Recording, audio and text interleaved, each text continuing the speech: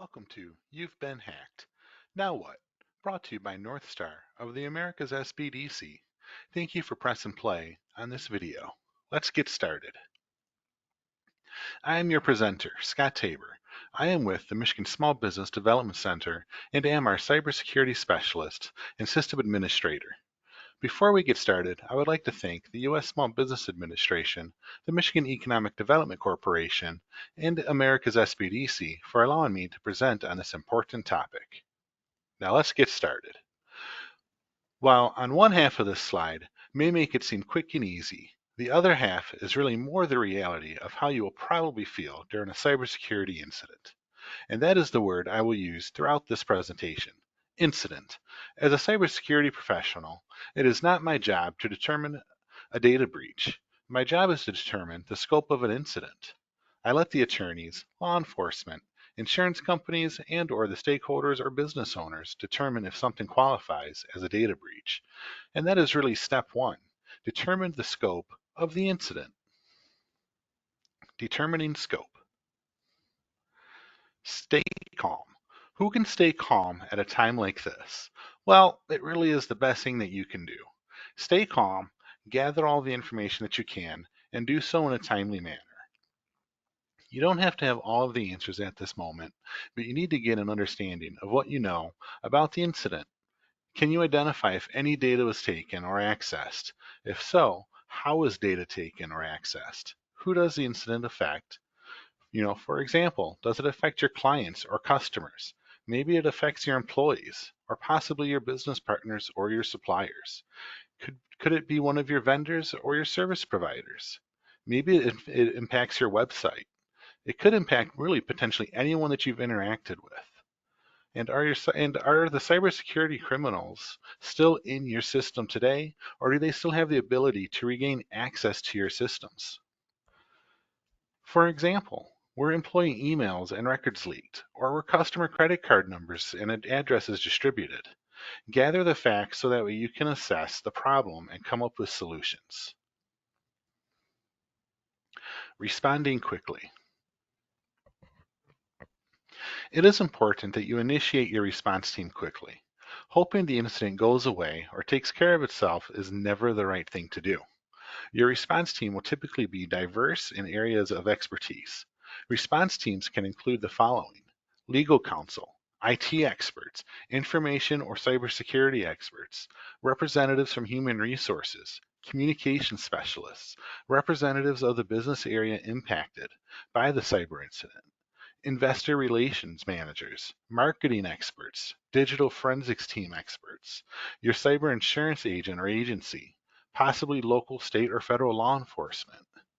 As you can see, this team is diverse and filled with many roles, all playing a different part. And depending on the nature of your cyber incident, you may not need everyone for your response, but it is important to have them in your team ready to go, just in case you do. Mobilize your breach response team right away to prevent any additional data loss.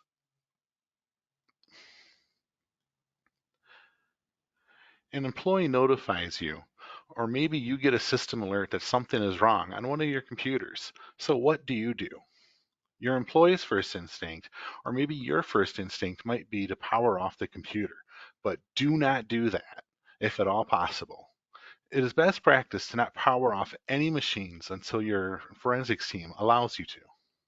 Instead, you will want to isolate the affected equipment from the network. So before disconnecting from the network, you will want to consider capturing the RAM, making a forensic image of the hard drive, and capturing logs from the infected equipment. Doing this prior to disconnecting generally gives you the most information to assess the incident, but it also carries the risk of allowing the incident to spread on the network to other devices. So you will need to weigh the risks. If you decide the risk is too great, then take all affected equipment offline. You can do this by disconnecting it from the network. This can be done simply by unplugging the computer from the Ethernet cable or disconnecting the wireless connection, leaving the computer disconnected from the network. You can now obtain the RAM capture, forensic image of the hard drive, and log captures, but some of the critical data to assess the incident will be lost or altered. But that is not the end of the world. You should still have more than enough information to use for your investigation. Since you know one computer has been impacted, it will be important to watch the inbound and outbound communications of your other computers. If you see a large spike in network traffic, especially to or from one or few IP addresses, this could be evidence of data being exfiltrated or a concentrated attack against your network. Another thing to consider is viewing any security cameras in the area and at all entry and exit points of your facility. One thing you must do is update all credentials for all impacted users. If you are unsure who is all impacted, then update credentials for all users. Depending on the nature of the cyber incident, you may need to make some additional response measures.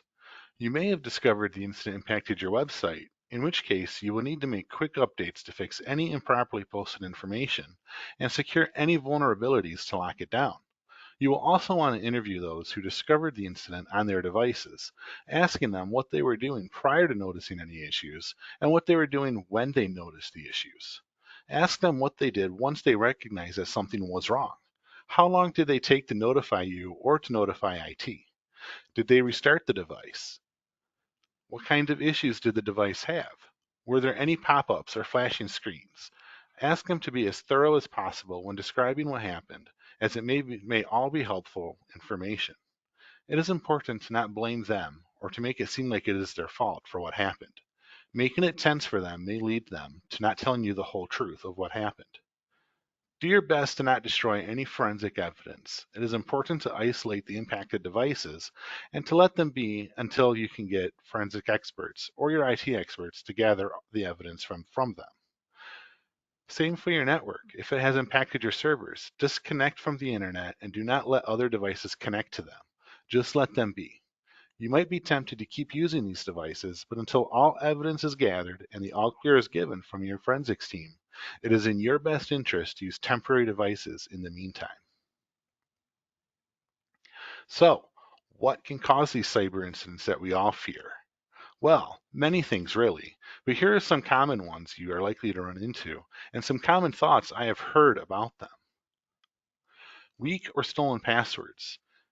Who can remember all those passwords? So I just use password 1234. Or I use my first name and my birthday. So, you know what? I should be okay though. It's just a password. Out of date software and hardware. Who has time for these updates? They always happen at the worst times, right before a presentation or the end of the workday, or right before a busy meeting I have to take care of. Use of unsecured networks. Hey, there's free Wi Fi at the conference or at the hotel. This is awesome. Sweet. Lost or stolen devices. It's really no big deal. I've got insurance on my smartphone. I'll just get a new one for cheap. Malware. Hey, antivirus programs, they just slow down my computer. I never go to bad websites anyways, so what's it matter? Hey, I have a Mac device. Macs don't get viruses. Installing bad software, plugging in unknown devices. I found this USB flash drive in the parking lot. I wonder what's on it. Let's take a look. Plug it in. Or hey, I just downloaded this new program from this website. I needed a new software tool, and hey, I now have a photo editing software for free. All of these can really lead to the start of a cyber incident. Now let's counterpoint all of these thoughts. Weaker stolen passwords. So really, you want longer the better for a password. Complexity is key. You want a password to be unique, and you never want to reuse that password. So it's strongly encouraged to use a password manager and to use multi-factor authentication. And we'll talk more about those as we go. Out-of-date software and hardware. Did you know that 7 of the 12 top exploited vulnerabilities in 2022 came from issues that were discovered in 2021 and earlier? Use of unsecured networks. Do you know that if the free Wi-Fi is it legitimate from the conference or the hotel, or is it an attendee or another guest posing as the conference member as the conference Wi-Fi or the hotel Wi-Fi? And really, they're just stealing your traffic and stealing your data that you're sending over their now free Wi-Fi. Lost and stolen devices. Make sure you use a passcode on your devices and have the ability to send a wipe command to delete all data from those lost or stolen devices. Malware. Anti-malware and antivirus programs really are the first line of defense in preventing most cyber incidents before they really ever get started. installing bad software, or plugging in unknown devices. If you don't know where a device came from, do not plug it into your computer. Or if you need to find out, use special tools like a write blocker to access the device. These tools will allow you to read what's on that device without that device being able to install anything onto your computer. Also, only download software from reputable resources.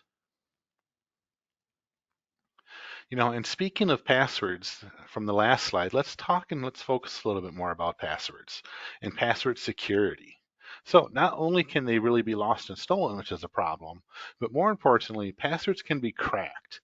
And password cracking is done when a password hacking tool is used and successfully identifies a user account password. And so this chart shows the speed in which someone could crack a password using different programs from the previous couple years. So we can see with the introduction of ChatGPT and other AI chatbot tools that password cracking time has dramatically decreased. So when looking at 2020, and for example, if we want to look at say a 8-character password that uses uppercase and lowercase letters, that takes around 22 minutes for the common password cracking tool to take to break. And if we want to take a look in 2022, that same 8-character password with upper and lowercase letters that you thought was secure from around 22 minutes takes around 2 minutes now. And if we go down to 2023, that 8-character password of upper and lowercase letters takes a whopping 28 seconds. And then if we take a look with ChatGPT, it becomes instant. So it doesn't even take really a second anymore for an AI tool to figure that out.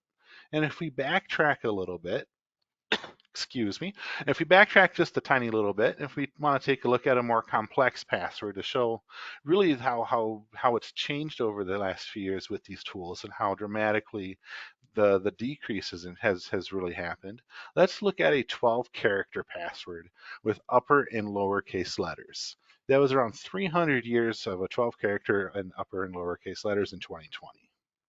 In 2022, it went down 24 years. So that's quite a dramatic difference from 300 to 24. If we go down to 23 years, into 2023, it goes down to 6 years. So that is a huge jump from 200 years to 6 years, right? 300 years, excuse me, to 6 years. And then we add in the ChatGPT tool from 2023 to from 6 years, down to 7 days. So it dramatically went from around 300 years for a 12-character password of upper and lowercase to just 7 days. And the more advanced that these tools get, the more quickly that these passwords are going to be cracked. The decrease in time is just going to be even more so. It's just going to become almost instant for some of these. So that's why we really stress longer the better. So when we're looking at this, as I said, we want them to be long, unique, complex. One password for one account. We don't reuse them.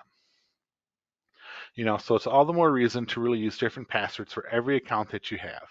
Use long passwords. I recommend a minimum of 16 characters for every password that you have, with uppercase, lowercase letters, using numbers and using symbols. This will make it a lot harder for a cracking tool to break your password. That same 12-character password with an upper and lowercase letters with numbers and symbols, with ChatGPT trying to break it, will take around 8 months or so. That's a lot better than 7 days. But if you take that 16-character password minimum that I recommend with all those special characters, upper, lowercase, letters, numbers, and everything, that's 16 million years. You can see from 8 months to 16 million years. That's fantastic of a difference. And then, as I said, 16 characters is a minimum. So if you're able to create something longer, you could go to 1 billion years. You could go to 79 billion years for something that's 18 characters long. So longer the better. And so if you have certain tools like a password manager, you can create something that's 20 characters long, 24 characters, 32, and you don't have to remember these passwords, and you can make them near uncrackable from these tools, which is fantastic. So I highly encourage password managers when we are looking at using it's securing our passwords. And so they're a great tool to organize and remember passwords. So you never actually have to remember them anymore. Password managers remember them for you, along with being able to create them for you. So you don't actually have to try to think of a complex, unique password anymore. They will do it for you. So password manager is a great solution to use, but on top of password managers that have long, complex, unique passwords for you that securely store them, it's also highly encouraged to use and enable multi-factor authentication on your most important business accounts, if not all your business accounts when it's possible. This adds an additional or extra step, typically in the form of having a physical device. And sometimes multi-factor authentication is called two-factor authentication. So they typically are interchangeable in terminology. So if you hear multi-factor or two-factor, it's typically the same thing. So as I said, this adds an extra step, typically in form of having a physical device, and it'll be like a smartphone or maybe a USB plug-in that you plug directly into your computer to fully authenticate into your account.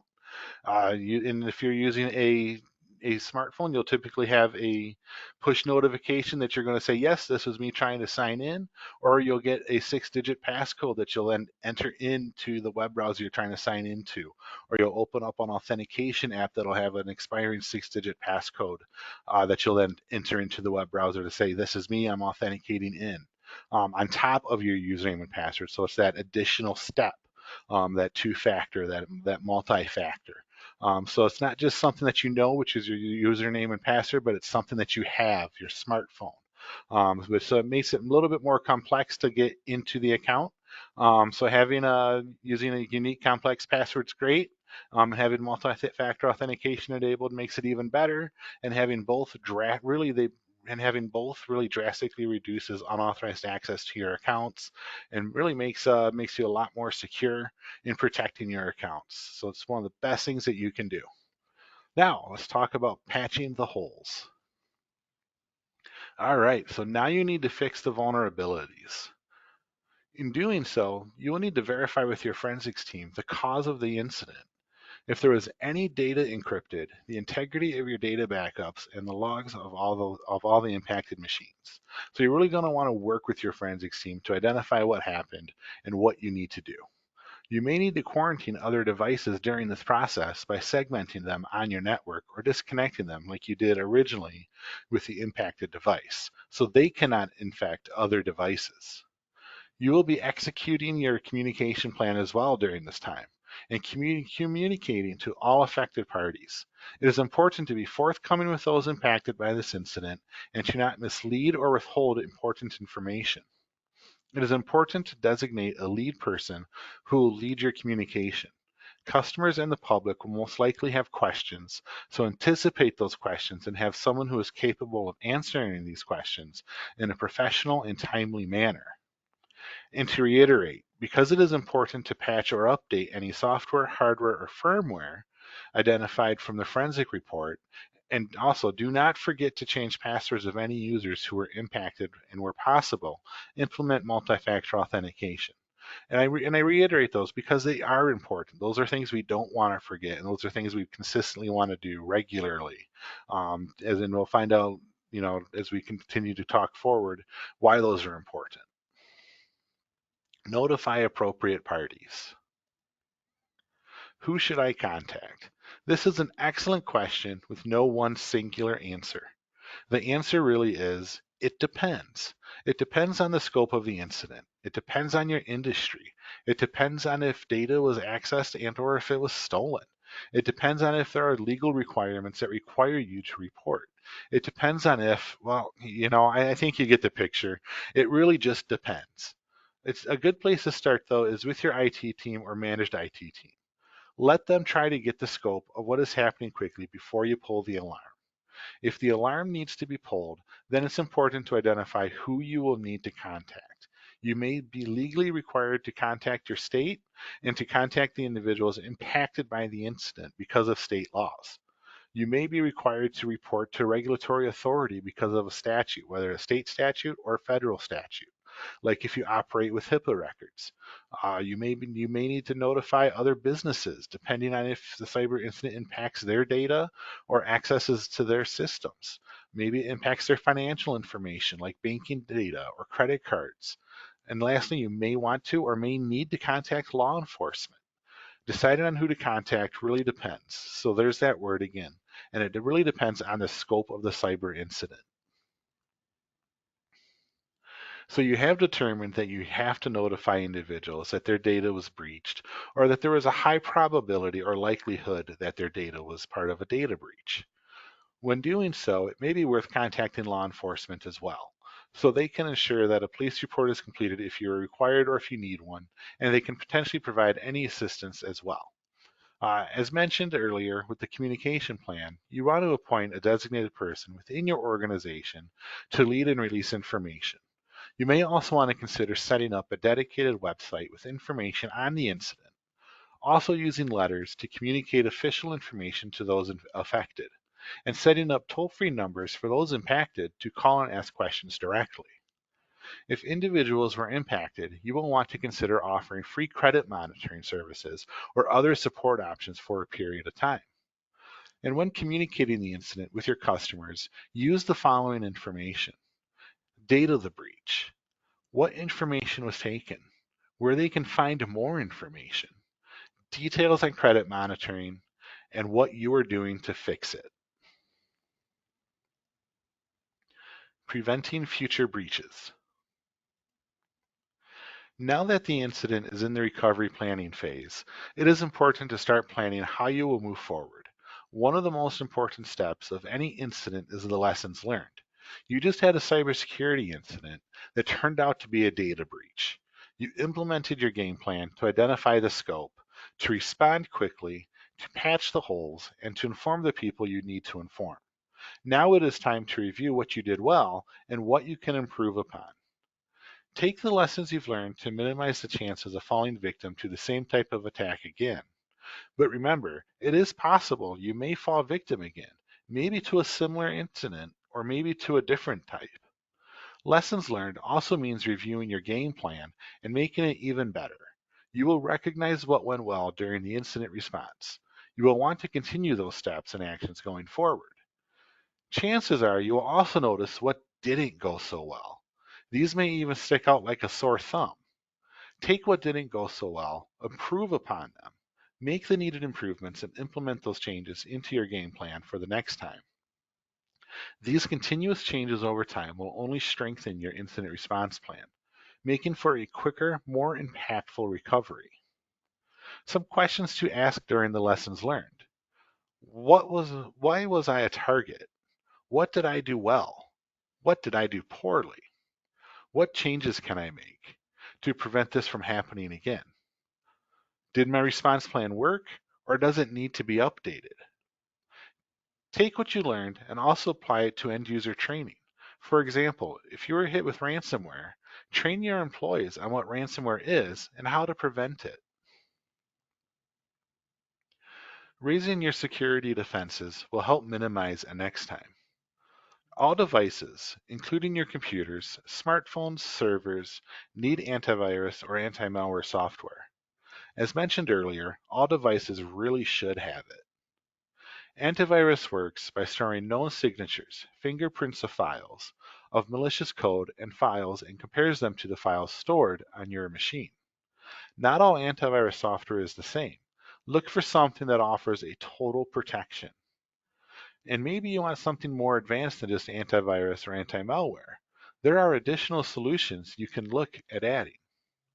Intrusion detection systems, which will alert you when suspicious activity is occurring, which allow you to then investigate what is occurring on that particular device. And intrusion prevention systems, which will attempt to shut down the network, the device, or the network connection in an attempt to stop the activity in its tracks. These tools do not replace each other, but they all complement each other and play a unique role in your cybersecurity. Earlier, we talked about verifying the integrity of your backups during an incident. Hopefully your backups weren't impacted, so you lose as little data as possible. But it is important to regularly check your data backups integrity to ensure the process is functioning properly and not just during an incident. I would like to quickly talk about a few of the different types of data backups. We have a full system backup, which creates an exact copy of the data. A file level backup, which is a copy of the user generated files, and incremental backups, which is a combination of both full system and file level backups. And lastly, some additional things to consider. Purchasing cyber insurance for your small business. Insurance can help cover the high costs with a data breach and can help with providing forensics and response experts. Having a cybersecurity attorney.